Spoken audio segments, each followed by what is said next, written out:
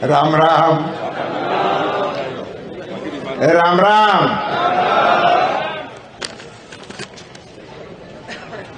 રાજકોટ લોકસભામાં જસદણ વિધાનસભા ક્ષેત્રના ચૂંટણી કાર્યાલયના શુભારંભ પ્રસંગે મંચ પર બિરાજમાન આ વિસ્તારના જાગૃત અને સક્રિય ધારાસભ્ય અને ગુજરાત સરકારના વરિષ્ઠ મંત્રી ભાઈ શ્રી કુંવરજીભાઈ બાવળિયા,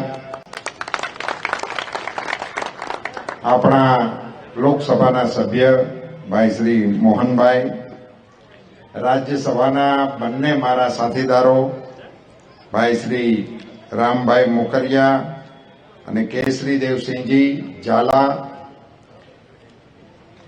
મંચ પર બિરાજમાન પ્રદેશ ભાજપના ઉપાધ્યક્ષ ડોક્ટર ભરતભાઈ બોગરા, જસદણ સ્ટેટ, આમ તો હિંગોળગઢ રાજધાની જસદણ, આદરણીય સત્યજીતસિંહજી ખાચર સાહેબ, અમારા બંને મહામંત્રીઓ ભાઈ નરેન્દ્રસિંહજી જાડેજા, નરેશભાઈ હેરભા, અહીંના અમારા પ્રભારી દિનેશભાઈ અમૃતિયા, ભાઈ શ્રી મનોજભાઈ રાઠોડ, અહીંના પ્રમુખ ભાઈ શ્રી ભાવેશભાઈ વેકરિયા,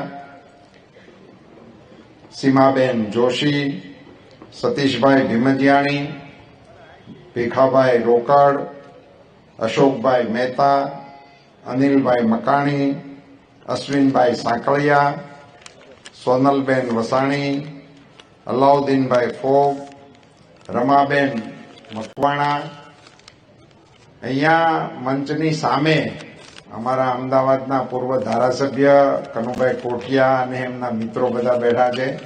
આ બાજુ પણ ઘણા આગેવાનો જુદા જુદા વિસ્તારમાંથી અહીંયા આવીને અહીંયા આપણી સામે બેઠા છે. ખાસ કરીને ઢસાથી અમારે BL રાજપરા અને એમની ટીમ, વિનુભાઈ, અન્ય સૌ આગેવાનો, વિશાળ સંખ્યામાં ઉપસ્થિત આપ સૌ વડીલો, ભાઈઓ, બહેનો, યુવાન દોસ્તો, આપ સૌને કાર્યાલયના શુભારંભ પ્રસંગે આટલી વિશાળ સંખ્યામાં ઉપસ્થિતિ કરવાની વ્યવસ્થા કરવા માટે હું સંગઠનની ટીમને અને ધારાસભ્યશ્રીને હૃદયપૂર્વકના અભિનંદન આપું. 45 ઠાઠ પ્રમાણેની સભા કરી અને 55 નો ઠાઠ કહેવાય ને. બધા વક્તાઓએ પાર્ટીની, રાજ્યની સરકારની, કેન્દ્ર સરકારની, મોદી સાહેબની ઘણી બધી યોજનાઓ વિશે તમને વાતો કરી છે. એટલે હું પાછો એની કરું, તમને એમ લાગે આ ક્યારે ખૂટશે, એટલે એમાં આપનો સમય લેવાના મતનો હું નથી. મારે આપ સૌને ચૂંટણી સંબંધી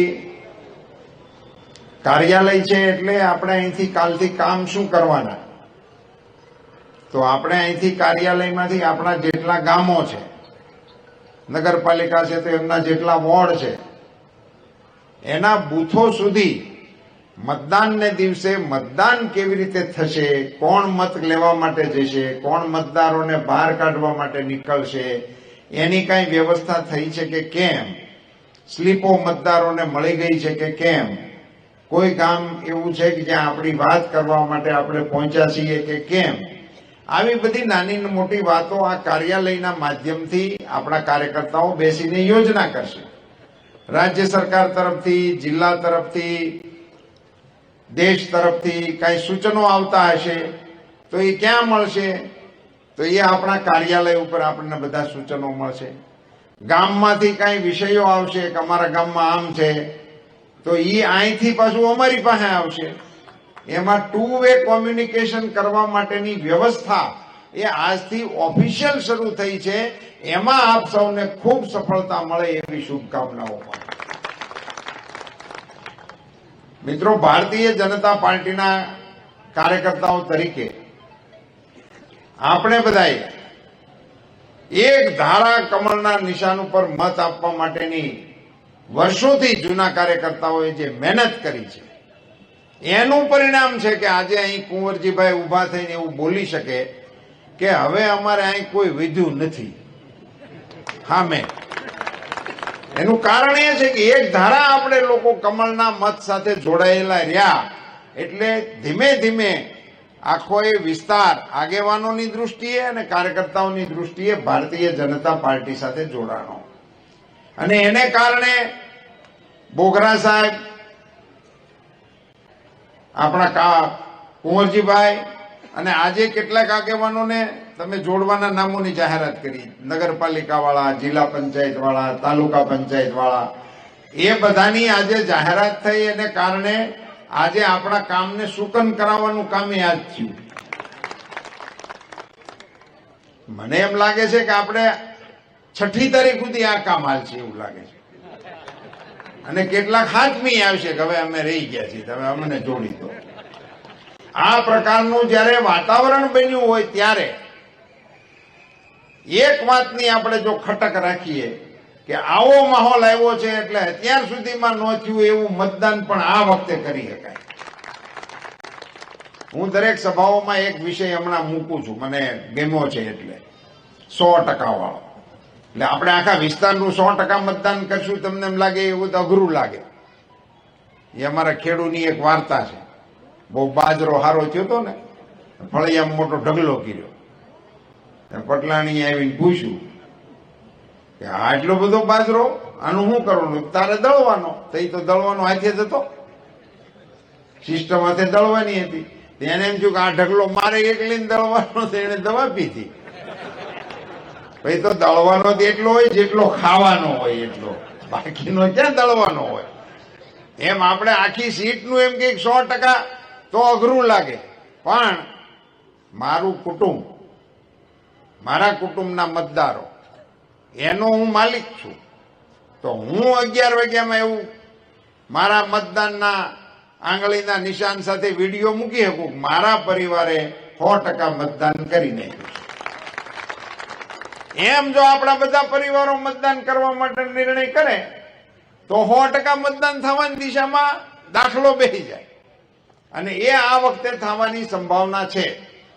મને ઘણા ઉદ્યોગપતિઓએ કહ્યું છે કે હું અમારા ઉદ્યોગના બધા કર્મચારીઓનું પણ મતદાર યાદી બનાવવાનો છું અને એ બધા મતદાન નાખી દે એની કાળજી રાખવાનો છું.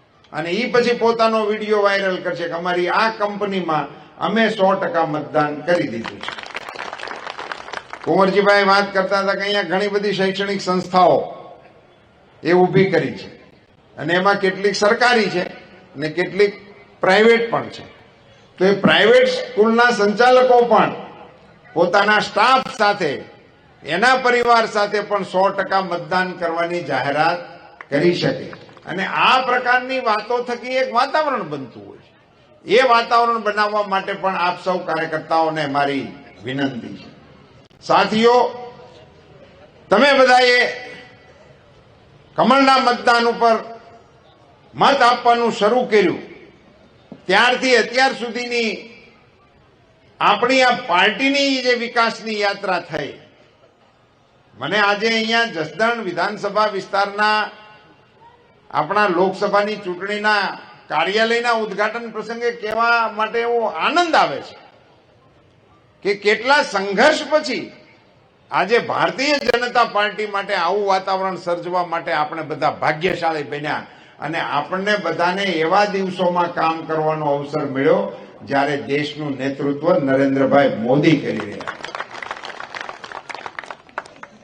મને તો યાદ છે કે હું ગાડી લઈને સભા કરવા જતો તો અમારી ગાડીમાં બેઠા હોય એમાંથી બેને હામાં બેહાડતો અને એમાંથી અમે ભાષણ કરીને સભાઓ કરતા હતા. અને અત્યારે મને છેલ્લે બેઠેલા આપણા મતદારો, આપણા ટેકેદારો કે કાર્યકર્તાઓ ઓળખાય નહીં એવડી લાંબી સભાઓ એ ભારતીયના કાર્યકર્તાઓની કાર્યાલયના ઉદ્ઘાટન પ્રસંગે થાય ત્યાં સુધી પાર્ટીએ જે વિકાસ કર્યો એને કારણે દેશમાં સલામતી આવી, એને કારણે દેશમાં સુરક્ષા આવી, એને કારણે દેશના સીમાડા સુરક્ષિત થયા, એને કારણે આ દેશની અંદર 108 આવી, એને કારણે આપણને વેક્સિનેશનની દવાઓ મળી, એને કારણે આ દેશમાં વિકાસની હરણફાળ આવી. અહીંયાથી વાતો કરે આપણા મંત્રીશ્રીઓ કે આ ગામમાં અમે પાણી, નદીનું પાણી મોકલીશું, ખેતીનું પાણી મોકલીશું, પીવાનું પાણી મોકલીશું. અને અહીંથી માગણી આવી છે, અમે એને માટેની યોજના મંજૂર કરવા માટે દરખાસ્ત કરી દીધી છે. પણ પાણી હતું નર્મદાજીનું તો આપણે પ્લાનિંગ કરીએ, નહીં એનું પ્લાનિંગ કરતા. હવે આ બધા આગેવાનો, હું તો એમ કહું વિધાનસભામાં કામ કરવાનો જેને અત્યારે અવસર મળ્યો છે તો ભાગશાળી છે. અમારી પાસે તો ડેન્ક્યુ વાળા આવતા, મારી પાસે તો એવી ફરિયાદો આવેલી છે, ટેમ્પો એક આખો ભરીને કાર્યકર્તાઓ ઉતર્યા મારા કાર્યાલય, 15-17 જણા, અને ઉતરીને મને કે ગેંગ આવતી નથી. એટલે હું આ વાત કરીશ ને તો ઘણા સમજાય. ગેંગ શું કહેવાય? અત્યારે તો આપણે ગેંગને અલગ અર્થમાં જોતા હોય. ત્યારે ગેંગ આ ડેન્ક્યુ હમી કરવા માટેની ટુકડીને ગેંગ કહેતા, અને જિલ્લામાં 2-3 ગેંગ કામ કરતી હોય. તે ઈ નથી આવતી, એની રજૂઆત કરવા મારી પાસે મારા કાર્યાલય આવ્યા. મેં એને કીધું શું છે હું? તો કે હરિયો સટકી ગયો. અરે મેં કીધું તમે આ 17 જણા ઉભા વેર્યા હોય તો 2 કબાટના પાટિયા નીકળે એવા નરવા, અને તમે અહીંયા ટેમ્પો ભરીને ઠેઠ આવ્યા, એને બદલે ન્યા 2 બોલ ખોલીને હાથે ઉંચકી લીધી હોત તો હરિયો બહાર નીકળી તો તને ફિટ થઈ ગયો હોત. પણ એ ક્યાં ગેંગુ રાખી છે, શું કામનું છે? આ પ્રશ્નો અને એના ઉકેલ માટે અમારે મથવાનું.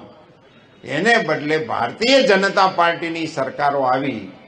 સાહેબ, અછતની અંદર કુંવરજીભાઈ, આગલી મિટિંગમાં અમે ઠરાવ મૂક્યા હોય કે આ ગામમાં પાણી જ નથી તો ટેન્કર મંજૂર કરે, જેવી વસ્તી હોય એના આધાર ઉપર, કે 5 ટેન્કર 7 ટેન્કર એવા મંજૂર કરે.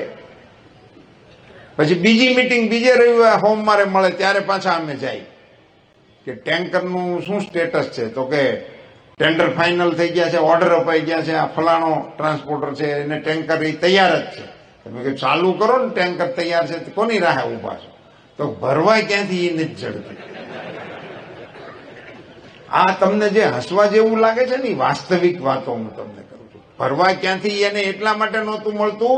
અને જૂના આગેવાનો હશે એને યાદ હશે, એ વખતે ગુજરાત સરકારે એવો નિર્ણય પણ કરેલો કે કોઈ નવો દાર કરે કે નવું જૂનું કનેક્શન કોકનું હોય અને એ એવું લખીને દે કે હું પાણી ભરવા દે, તેને વીજળીનું કનેક્શન આપવામાં પ્રાયોરિટી આપવામાં આવતી. કેવી સ્થિતિ હતી તમે કલ્પના કરો. આ માહોલમાંથી આજે હર ઘર નળ જળ શક્તિ મંત્રાલય બનાવીને આખા ભારતની અંદર 8 કરોડ કનેક્શન આપવાનું કામ પ્રધાનમંત્રી શ્રી દ્વારા, નળથી કનેક્શન.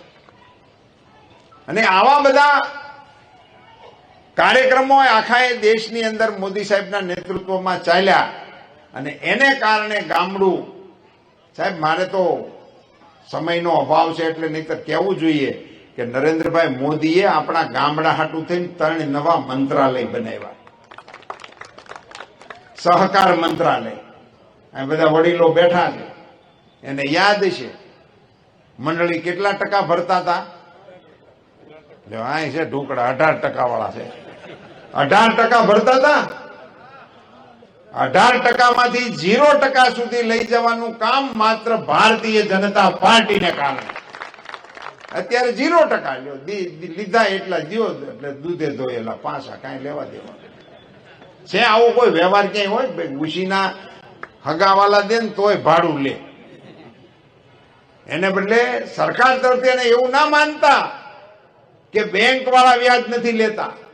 બેંક તો 7% તમારા નામે વસૂલ કરે જ છે. એમાંથી 3% ભારત સરકાર ભોગવે છે અને 4% ગુજરાતની સરકાર ભોગવે છે.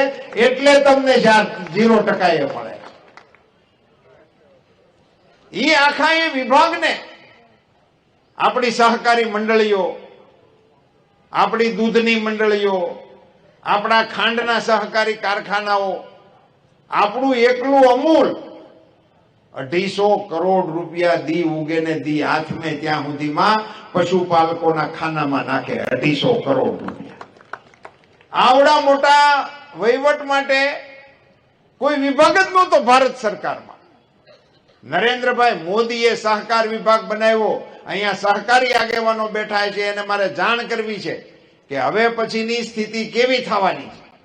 સહકારી મંડળીને ધંધા રોજગારનું કેન્દ્ર બનાવવા માટે પ્રધાનમંત્રી શ્રી મોદી સાહેબે અને આપણા અમિતભાઈ શાહ સાહેબે સહકાર વિભાગમાં એવા નિર્ણય કર્યા છે કે ગામની અંદર ગેસ કનેક્શન આપવાનું લાયસન્સ જોતું હશે તો સહકારી મંડળીને આપી દેવામાં આવશે. ગામની અંદર કોઈ પણ ખેડૂતોના પાક માટે ગોડાઉનો બનાવવા હશે તો સહકારી મંડળીને લોન આપવામાં આવશે, ગોડાઉન બનાવવા માટેની સબસિડીઓ આપવામાં આવશે અને ખેડૂતોને પોતાનો માલ રાખવા માટેની વ્યવસ્થા ઊભી કરવાની કામગીરી સહકારી મંડળી દ્વારા થશે.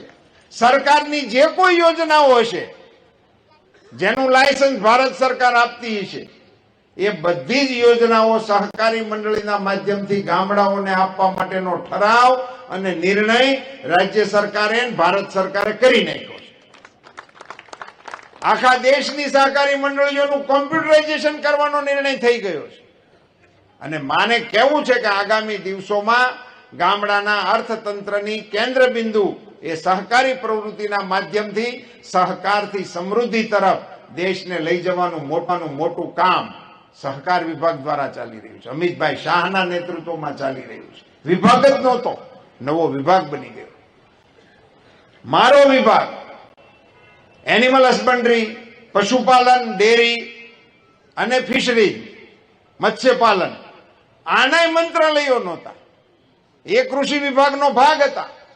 હવે આખા એ દેશમાં પશુપાલન એ આપણો મુખ્ય ધંધો. સૌરાષ્ટ્રમાં તો પશુપાલન સિવાયની કોઈ પ્રવૃત્તિ નહોતી. આપણી ખેતી છે ને એ આપણે ખાલી ઝાર બાજરો જ વાવતા, ઉપરનું આપણું ને હેઠેનું ઢોરનું, આપણું બેયનું હેલા રાખતું. આ આપણો વ્યવસાય હતો. એવડું મોટું પશુપાલન આખી દુનિયામાં દૂધ ઉત્પાદનમાં નંબર 1 ભારત છે. નંબર 1 આખી દુનિયામાં આપણે છીએ અને એનો વિભાગ જ નહોતો. પશુપાલન આપણા દેશના પશુઓ, પશુધન. મારે આ પાંચાલ પ્રદેશના આગેવાનોની વચ્ચે કેવું છે કે નરેન્દ્રભાઈ મોદી સાહેબ અમદાવાદની અંદર અમૂલના જ્યુબિલી એનો મહોત્સવ હતો 50 વર્ષની ઉજવણીનો, 75 વર્ષની સાહેબ 50 વર્ષની ઉજવણીનો. એ કાર્યક્રમમાં પધાર્યા હતા ત્યારે નરેન્દ્રભાઈએ અમૂલના આગેવાનોના વખાણ કર્યા, એની અંદર જોડાયેલા ડાયરેક્ટરોના, દૂધ મંડળીઓના, દૂધ સંઘના બધાયના વખાણ કર્યા. પછી એક વાત બોલ્યા હતા કે આપણે જેનો મુખ્ય ફાળો છે એનો તો કોઈ દિવસ ઉલ્લેખ નથી કરતા. આપણું પશુધન છે તો આ બધું છે, એટલે હું પશુધનને પણ આનો યશ ભાગી આપવા માટેનું વાત કરું છું. એમ કરીને પશુધનને વંદન કરવાનો વિશાળ અને વાત નરેન્દ્રભાઈ મોદીએ સભાના મંચ ઉપરથી કરી. આપણને બધાને કોરોનાની રસી મળી ગઈ એટલે એની વાહવાહી આપણે બધા કરી. આખા દુનિયાની અંદર એનો આપણને જશ પણ મળ્યો, બચી પણ ગયા. પણ આ દેશના પશુઓને પણ વેક્સિન આપવા માટેનો નિર્ણય આપણા દેશના પ્રધાનમંત્રી શ્રી નરેન્દ્રભાઈ મોદીએ કર્યો. તમને બધાને હવે તો અહીંયા અનુભવ થતો હોય છે. 108 આપણે વખાણ કર્યા. એ નવી આવી હતી ત્યારે મોદી ગાડી છે એમ કરીને લોકો જોવા નીકળતા, ઉંકરાટા કરતી નીકળતી. અને ઘણા એ તો એમનેમ હોતે મિસ કોલ મારેલા કે અમે ટેસ્ટ કરતા હતા આવે છે કે નહીં. હવે બધાને સમજાઈ ગયું કે આની આવી મશ્કરી ના કરાય, એટલે હવે એનો રેગ્યુલર ઉપયોગ માંડ્યો થવા. પણ 108 દેશના નાગરિકોને મોદી સાહેબે આપી એમ દેશના પશુઓ માટે 1962 નંબરની એમ્બ્યુલન્સ પણ આપવા માટેનો નિર્ણય કર્યો. નંબર યાદ રાખજો, 1962. 1962 ડાયલ કરશો ને એટલે પશુ ડોક્ટર સાથેની એમ્બ્યુલન્સ તમારા ઘેરે સામે આવીને ઉભી રહે ને પૂછશે શું થયું ભગરીને. આ નિર્ણય કરેલો છે મોદી સાહેબે. આ ત્રણેય વિભાગો નરેન્દ્રભાઈ મોદીએ બનાવ્યા. આખો દરિયાકાંઠો 3 કરોડ ફેમિલી મત્સ્યપાલન હારે જોડાયેલા. 60,000 કરોડનું સી ફૂડ એક્સપોર્ટ કરીએ આપણે. એવડા મોટા વ્યવસાયનું મંત્રાલય નહોતું, સહકાર મંત્રાલય નહોતું, પશુપાલન મંત્રાલય નહોતું, મત્સ્યપાલન મંત્રાલય નહોતું. આ બધા જ વિભાગો એવા છે જે દેશના ગામડા સાથે સંકળાયેલા છે. એવા વિભાગો આપીને દેશના અર્થતંત્રમાં ગામડાનું મહત્વ વધારવાનું કામ આપણા પ્રધાનમંત્રીશ્રીએ કર્યું છે. એવા માહોલમાં આપણે સૌએ ગ્રામીણ વિસ્તારના મતદાતાઓએ મને એવું લાગે છે કે આ વખતની ચૂંટણીમાં મોદી સાહેબના આ બધા નિર્ણયોનો પડઘો આપણે પાડવો જોઈએ. મતદાન કરતી વખતે ત્યાં જે નિર્ણયો થાય એની અસર તો થવી જોઈએ. અને મિત્રો, રામલલા મંદિરની અંદર પ્રાણ પ્રતિષ્ઠા 22મી જાન્યુઆરીએ થઈ ત્યાર પછીની આ પહેલી ચૂંટણી છે. એની કોઈક ઇમ્પેક્ટ તો આવવી જોઈએ કે ન આવવી જોઈએ? અને પ્રાણ પ્રતિષ્ઠાના નોતરા મળ્યા હોય અને તેમ છતાં એ નોતરામાં ન ગયા હોય, એનો હિસાબ કિતાબ પણ આ ચૂંટણીમાં થવો જોઈએ કે ના થવો જોઈએ? આપ સૌએ જે જોશભેર આ કાર્યક્રમની અંદર ભાગ લીધો છે એ માટે હું આપ સૌને અભિનંદન આપું છું. મંડળના કાર્યકર્તાઓને અને બૂથના કાર્યકર્તાઓને ધન્યવાદ આપું છું. સાથે સાથે મારે આપ સૌને આજની સભામાં બે અમારા રાજવીઓ મંચ ઉપર બિરાજમાન છે, સત્યજીત કુમાર સાહેબ અને વાંકાનેર સ્ટેટ અમારા રાજ્યસભાના મારા સાથીદાર કેસરીદેવસિંહજી. પણ મને જ્યારે સત્યજીત કુમાર સિંહજીનું સ્વાગત કરવાનો કાર્યક્રમનું અહીંથી કોઈ કે જાહેરાત કરી તો સભામાંથી બધા ક્ષત્રિય આગેવાનોને બોલાવી અને એમનું બહુમાન કરવા માટેનો કાર્યક્રમ યોજાય અને બધા ક્ષત્રિય આગેવાનો અહીંયા આવીને એમનું સન્માન કર્યું. હું આ ઘટનાને ક્ષત્રિય સમાજની સમજદારી માટે વંદન કરું છું, એમને ધન્યવાદ આપું. મારે ક્ષત્રિય સમાજના આગેવાનોને સમસ્ત રાજ્યના આ સભાના માધ્યમથી એક વિનંતી કરવી છે કે ભૂલ કરી હતી, મેં કરી હતી, એની મેં જાહેરમાં માફી માંગી લીધી, કારણ કે મારો ઈરાદો નહોતો. અને સમાજની સામે જઈને પણ મેં માફી માંગી અને સમાજની વચ્ચે જઈને અને સમાજે મને એનો પ્રતિસાદ પણ આપ્યો. પણ મોદી સાહેબની સામે શા માટે? ક્ષત્રિય સમાજને મારે કહેવું છે કે તમે તમારા યોગદાનને યાદ કરો. આ રાષ્ટ્રના ઘડતરની અંદર તમારું કેવડું મોટું યોગદાન છે. પાર્ટીના વિકાસની અંદર તમારું કેવડું મોટું યોગદાન છે. અને નરેન્દ્રભાઈ મોદી જેવા વડાપ્રધાન જ્યારે 18 કલાક માણસ ભારત સિવાયની કોઈ વાત વિચારતો ના હોય, મારા દેશ સિવાય કોઈ વિષયની સાથે જેનો નાતો ના હોય, 140 કરોડ દેશવાસીઓને જે માણસ પોતાના પરિવાર તરીકે સંબોધન કરતો હોય અને એમના આખી વિકાસ યાત્રાના સાથીઓ તરીકે કેટલા ક્ષત્રિય આગેવાનોના હું નામ લઈ શકું.